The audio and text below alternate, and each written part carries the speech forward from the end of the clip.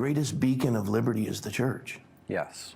The church abdicated its responsibility in the public square 50 years ago. Most pastors think politics is dirty, but politics is the highest form of community because it combines morality with sociability, and you have to get along. And I think about this idea that Jesus said to his disciples at the headwaters of the Jordan in Caesarea Philippi in Matthew 16. He said, "Who do men say that I am?" And they go, "Some say you're John the Baptist, others say you're Jeremiah." He says, "But who do you say that I am?" And Peter says, "You're the Christ, the Son of the living God." He says, "Blessed are you, Simon Bar-Jonah. Flesh and blood has not revealed this to you, but my Father in heaven."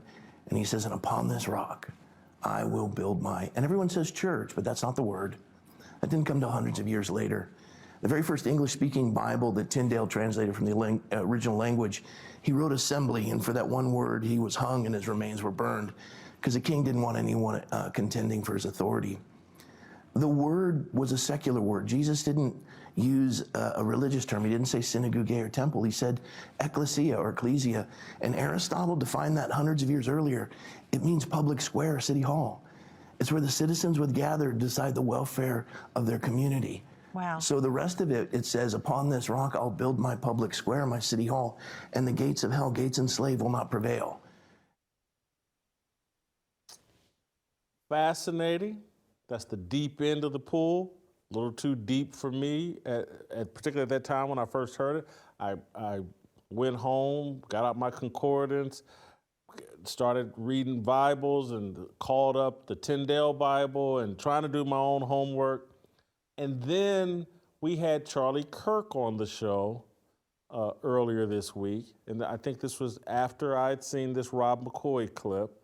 And again, Rob McCoy is connected to Turning Point USA. And Charlie Kirk talked about using politics to attract believers. Let's play that clip. And what we are seeing, and we've had this hypothesis for a couple years, and I was laughed at by Rick Warren. I was called names by people like Andy Stanley and Levi Lusko and these other weak-kneed, skinny jean pastoring, cowards that are out there where they say, "Oh, you'll never win people over by talking politics." They are wrong, Jason. People actually want order in every form of life. And guess what? The Religion News Service, syndicated by the Washington Post, published an article about us where they said people come to the TPUSA faith events for the politics and they leave as Christians. That is the opposite of everything that we are told. We are told that you can't do that politics can be nothing, ever helpful. That's not for everybody.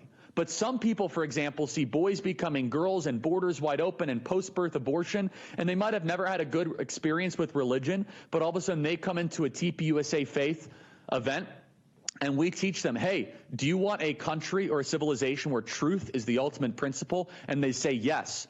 Well, eventually that is going to lead you to Christ.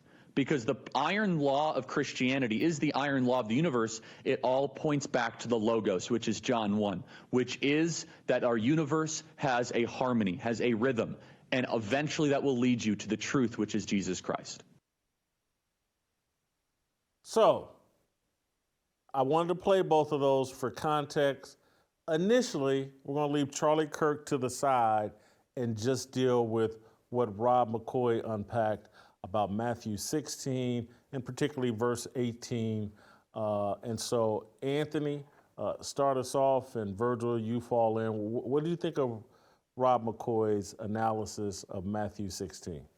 I'll be frank with you, didn't know Rob McCoy when I heard the clip that you sent me, and I really just looked at this from a biblical interpretation piece.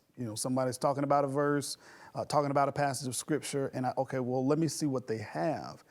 And the first thing that I saw that he didn't do accurately is interpret the text by defining the terms. He's trying to say that the word that Jesus uses there, which is ecclesia, means public square. That word in its context does not mean that. Jesus is literally saying this is a called out assembly. And that called out assembly, from the time that Jesus uses that term, even into the epistles, that term meant those who are called out of darkness into the marvelous light, those who are disciples of Christ, who followed the kingdom order that Jesus gives. Jesus is not at that time setting up a political angle, a political party, a political government, has nothing to do with politics. Further evidence of this in context, several times Jesus was kind of baited into taking a political side. When people heard of the Messiah coming, they thought back to the days of David, where David is both God's man in the temple as well as God's man politically. But Jesus wasn't coming to just overthrow the king. He was coming to establish his kingdom. So when people would try to bait him into, what do you think about this or what do you think about that? Jesus says, my kingdom is not of this world. It doesn't follow the order that you guys have. So it disillusioned people when they would come with a political angle, and that's not what Jesus was doing. So when we deal with words and word study, you have to consider not just the definitions of the terms, but how does that fit in context as of what's being said? Then you determine, okay, what does this word mean in its context? So in context, Jesus is talking about a body of believers, not a political party, not even a political angle in this discussion as he's setting up his kingdom. So only thing I would say is because again, when I heard Rob McCoy, I had no idea he was connected to Turning Point USA. It's the first time I'm hearing of him. And so I didn't hear his argument being pro any political party. Mm-hmm. I think I heard his argument as, here's how I interpreted what he was saying, that Jesus was telling believers to assemble in the public square That's not what I'm saying. That's not what he's saying. Like, he's not even telling, it's not even being used as a let's assemble in the public square. Public square you can take out of the context because that's not what the word means in context. That's where I'm saying, regardless of what and I'm with you, I didn't hear him promoting any political party or anything, but the political angle of the discussion. Remember when he first starts off in his comment, he says, many ministers or Christians believe that politics is dirty. He's making the implication that we should be involved in politics, and he uses this passage of scripture as his proof text in saying, hey, Jesus is saying we should be in the public square. That's not what Jesus is saying.